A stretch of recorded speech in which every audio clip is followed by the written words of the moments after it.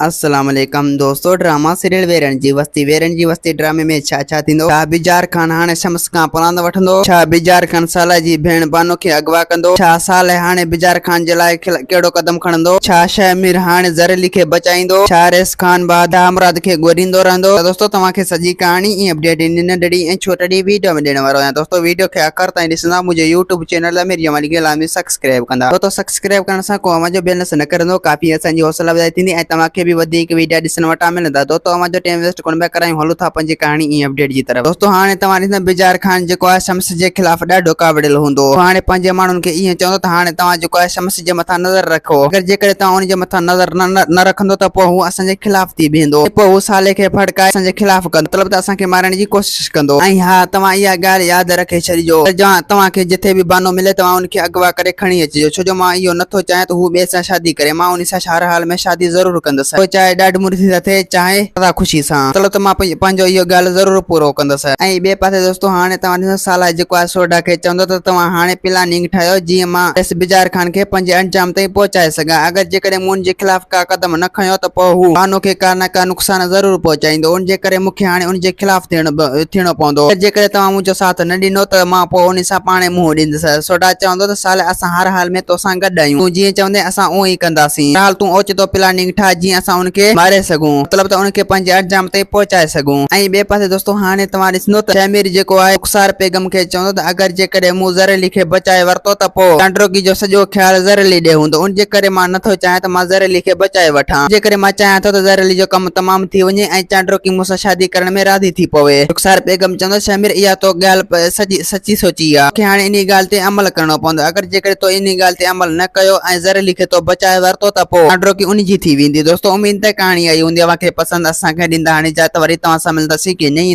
Video में। जेसीं ताईं पंहिंजो ख़्यालु रखंदा। ख़ुदा हाफ़िज़।